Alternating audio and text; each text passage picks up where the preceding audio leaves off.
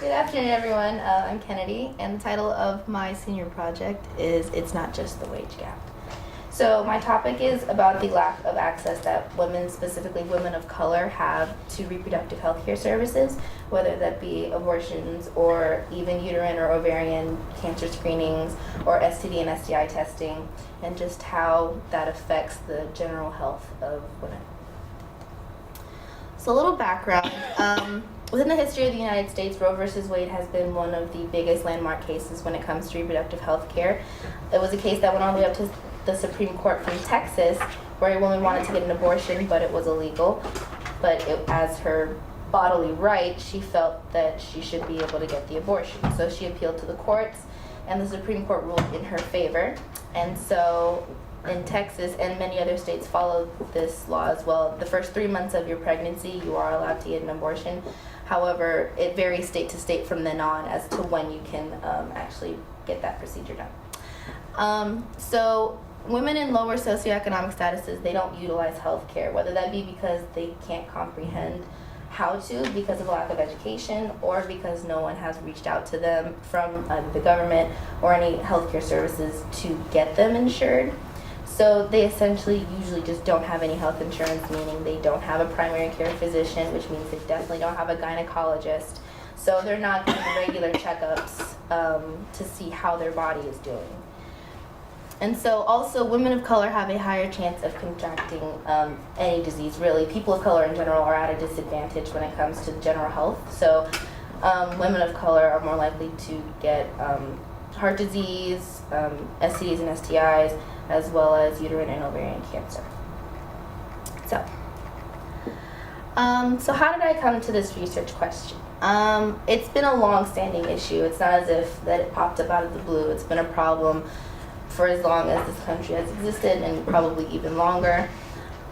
It's also a feminist issue. I identify as a feminist, and with that, I think that everybody should have equal access to health care regardless of their gender or skin tone. So there's that. And then my final research question that I came up with after tossing a couple ideas around was, why are there reproductive health care disparities amongst women based on their race, their socioeconomic status, lack of education, and what can be done to bridge this gap?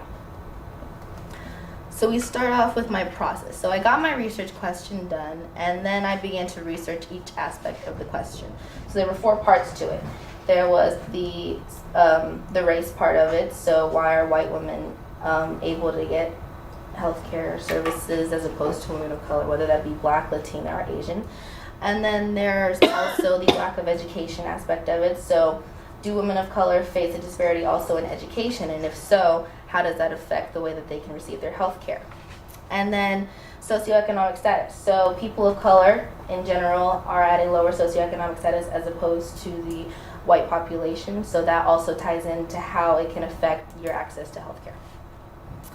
And so the best research that I found was in correlation of sex ed and sexual activity. So where this comes into play is when the lack of education in public schools especially. I know I personally have never had a sex ed course, so I was lucky enough to be in the Public Health Academy, and so where they did teach us about STD and STIs, so I was able to then go out and spread that knowledge to my peers, and then we have a wellness center on campus, so there's access to condoms, the testing, a lot of services there. So, but there are other schools that don't have this sex ed course, or are lucky enough to have a Public Health Academy or a wellness center on campus.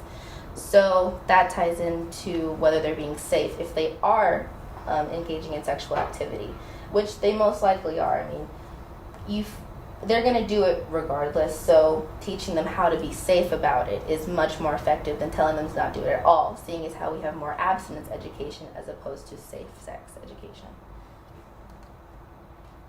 So after combining all my research, I found that my thesis came to a disparity still exists in access to equal reproductive health care based on social and economic factors that negatively impact many subgroups of women. So unequal access. Women of color don't have access to health care.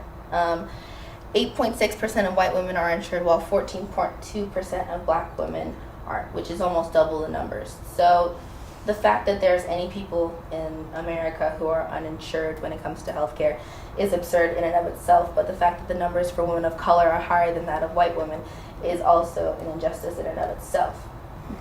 So because they don't have access to healthcare, they can't go to their doctors, they can't get tested, they can't possibly do cancer screening, whether that be on your uterus or your ovaries or any other part of your body. So they're much more susceptible to either catching disease way later in their span, which is way more dangerous for the woman's life expectancy, or they're not catching it at all and then they die. So this creates a mortality rate that's higher amongst women of color, which is what we need to bring down. So when it comes to the lack of education, many young women are at a disadvantage due to a lack of education about their reproductive health care. Like I said, I've never had a sexual education course. I was just lucky enough to have resources that I could then reach out to find out about it. But there are girls who have no idea what's going on, and if you have no idea what's going on with your body, how are you supposed to protect it? So because there's a lack of it, so youth who receive comprehensive sex education are in fact not more likely to engage in sexual activity sooner than they would with a maturity level. So the lie that parents have been telling the school districts, whether all across the world, is that I don't want my kids exposed to sex because therefore they will have it. It's actually not true, and the study shows that it led to, in fact, lesser amounts of young people engaging in sexual activity.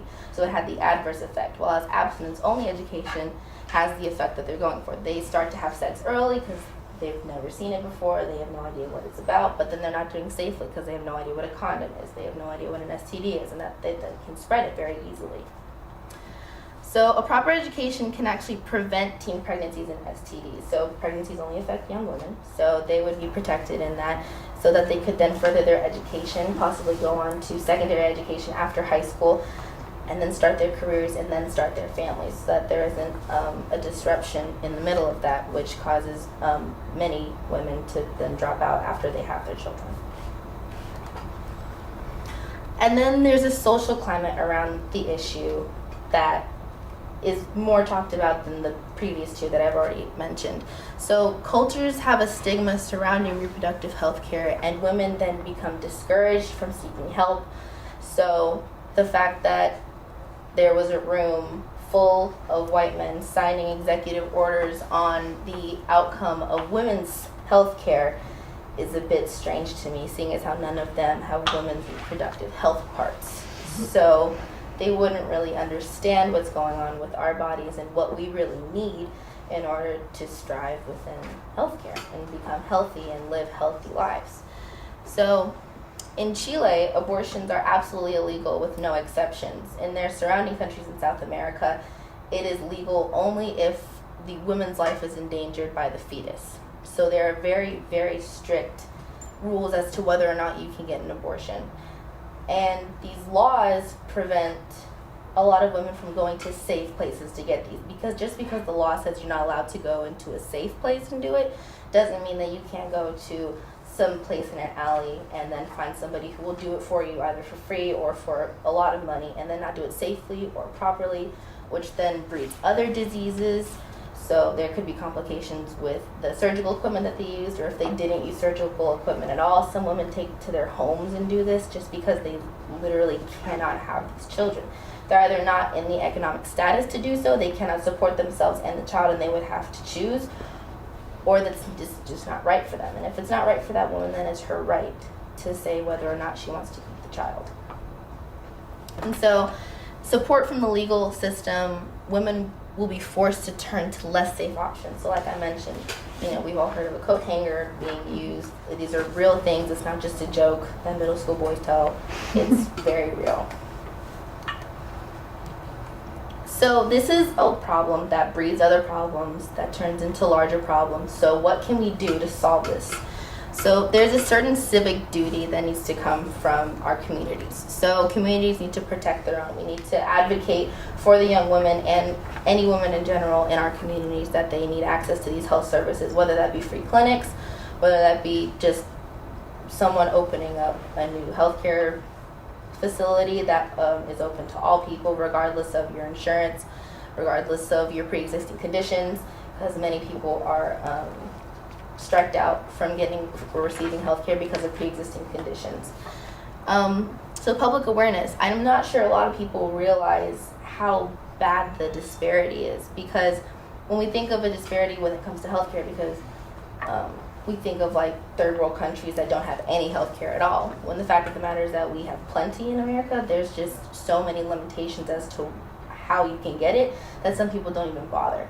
So awareness around the issue that there is in fact a disparity would help majorly, because then the idea would be out there that it needs to be solved. If nobody knows there's a problem, nobody's going to try and solve it. And there needs to be legislative cooperation. So that being said, there's, I think there's about 10 women in the Senate, and only 5 of them are women of color, if I'm correct. So representation in any sort of legislative place, so whether that be Congress, whether that be the presidential seat itself, the House of Representatives, any of those need to encompass what our country looks like. It's quite diverse. I mean, it's not just one race, it's not just 2 races, it's all of them. Essentially, this is an immigrant country. It started from immigration, so there's plenty of races here which we need to be seen within our government, because if it's not shown in the government, then they're only catering to one very specific part of the country and our population. And so for my Public Health Academy, it's the pathway that I'm in, we were required to take an extra step with our presentations and create a poster. So my poster encompasses everything that I just talked about, but I'll leave it up here for you guys so that you guys can either come take a look at my graphs and my pictures, and then if you have any questions, I will be happy to answer them. Thank you all.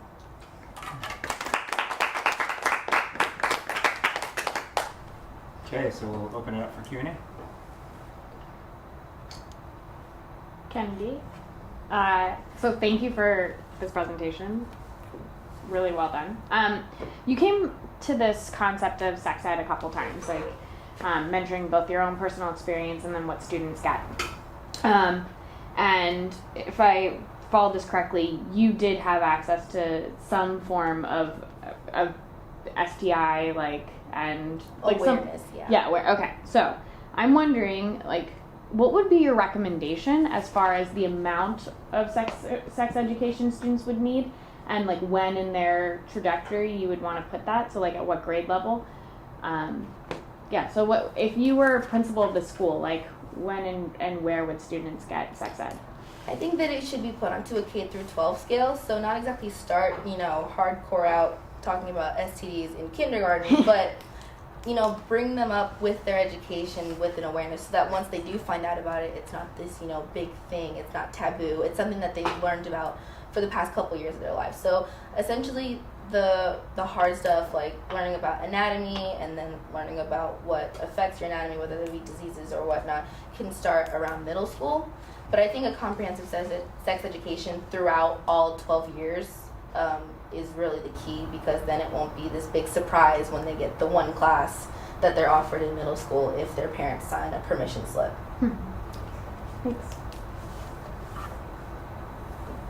I want to build off of what I just like appreciation for taking on such like a important topic and a relevant and pressing topic, and one that clearly you're personally impacted by. So it's just a deep appreciation for this, and it's a complex issue.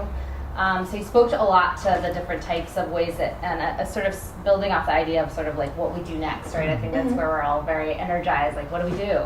And I was curious about, like you said, like civic, public, and legislative are kind of the 3 things that we need to do. So I'm curious about sort of similarly, like what would that look like? Like what would you like to see in that regard as a high school student? Like how could high schools be places where we can be more civically engaged, be more publicly aware, be more sort of involved in the legislative process to whatever degree we can, and maybe as I'm thinking of it from a student perspective, but maybe also a perspective of what adults can do as educators. I think the hardest thing about something like public awareness is that it deals with the public, and there's so many opinions and ideas out there that it's really hard to pinpoint where to start. Because of these ideas that I've mentioned about being against women's reproductive health care even being talked about, that's where essentially in a perfect world that's where I'd start changing mindsets about it. So putting a poster up or something around schools, however young that may be, whether it be middle schools, high schools definitely should, like, some sort of poster about, like, this is what's going on. Because, like, I've seen, like, political posters around, you know, there's the ones that encourage you, like, keep going, or you'll be successful, get to graduation, and go to college, and all those, but there's nothing else, really. So I think a broader kind of motivational poster session would be cool. So that way you're just exposed to it right off the bat. And if you have no idea what it is, then you're inclined to ask questions because it's this thing you have no idea about. Humans are naturally curious, so usually I'm going to try and figure out what I don't know about. So I think starting with accepting that it's an idea and talking about it within, like, conversations without it being, whoa, that's a woman's body, don't talk about that. Like, that's terrible. Like, it starts with over-sexualizing the body, essentially. It's just an ovary, it's just a uterus. But we do need to protect because they are organs, necessary organs for, you know, reproduction. We have to continue on the population, and we can't do that if women are constantly dying.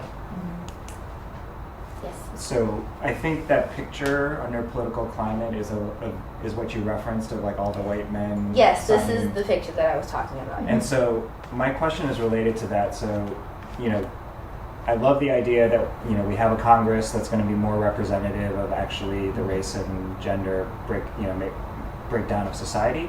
But until that day, right, we're going to have lots of white men who are making decisions about, you know, other people's bodies. And so how do you convince, or, like, based on what you've researched, what do you think is, like, the most compelling way in which to reach, you know, these folks who have a lot of power and a lot of decision making? How do we convince them to make decisions that would be more, how would you convince them to make decisions that are more aligned with the things that with the values that you're presenting today? I think it's quite literally just speaking out about it. So I'm going to use an example. I was a part of Californians for Justice. It's a student-led social justice group for education. And so 2 years ago, or a couple years ago, the local control funding formula was brought up as a topic. And so student input in the original statute wasn't at all in there, and the local control funding formula is all about money for schools. And the people who go to schools are students. So the fact that there was no comprehensive wording where it would have these people who are making decisions about where this new money for our districts are going, so that they can, you know, they might put it somewhere else where it's not needed. So I went to the State Board of Education and I spoke in their public comment section, and I told them what I thought about it, and through that we did get the statute changed. And so then there was the language where we needed to get student input. So now there's, like, a student council that's alongside with our district council, and so I would go to those meetings as well and talk about the issues that I felt were necessary to talk about. So I think it starts there, where we just bring up these issues with these people, because we can, you know, sit on social media all we want and, you know, complain about how unfair it is, but you have to take that extra step in going to these people, whether it start in your city or whether you go, you know, straight to the White House. It starts where you need to start vocally fighting for what you think needs to happen. So I think it really starts there. Like I said, a civic duty, so we should all come together. It shouldn't just be one person, you know, it should be a bunch of us who agree with these ideas. Time for one more question.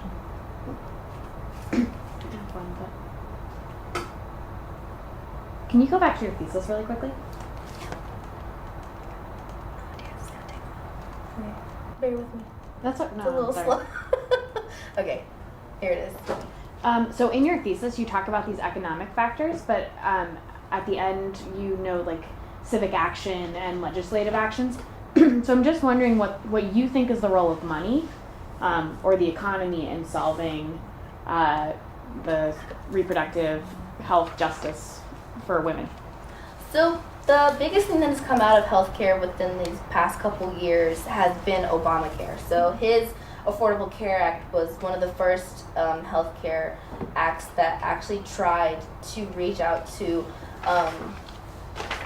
honestly, minorities, because minorities are people who are generally, just because of how this country was made, are at a economic disadvantage. So women of color, as opposed to, so women make, I believe it was 90 something cents on the dollar, but then more research showed that as we went down, so like there was black women, Asian women, Hispanic women actually earned the least amount. So I think it was 70 cents on the dollar or something around there. So people of color were reached out to with this Affordable Care Act, like, you can get health insurance. Here's an easier way to do it instead of having to jump through all these hoops that other healthcare companies were like, putting you through. If you were too tall, you couldn't be accepted. If you were too fat, you couldn't be accepted. If you have a cough, you might not even be accepted because that could be syphilis or something. And so they would find all these reasons to exit people out of their healthcare, meaning people weren't getting it.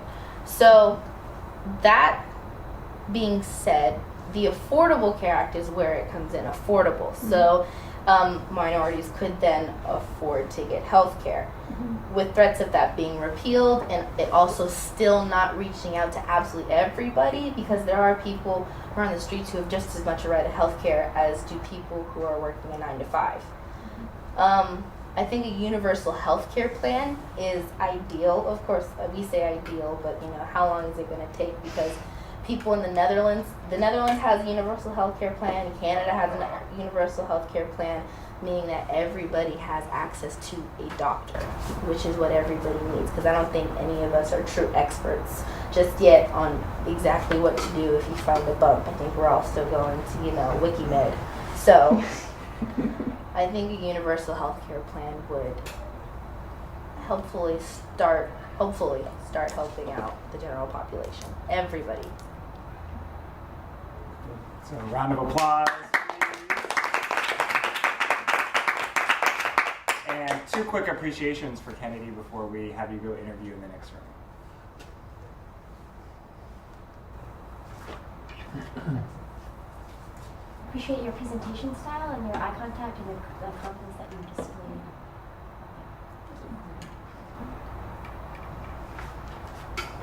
I really like the way that it was organized. I appreciated that, like, the thesis and the way that you will move from a sort of more maybe apparent pieces of evidence to more moving on to social capital, more complex piece of evidence was really nice. And I also appreciated that you situated it within your own identity. I think that's like hard to do as a presenter and also really important. And I totally thought your style and ease about it was really nice.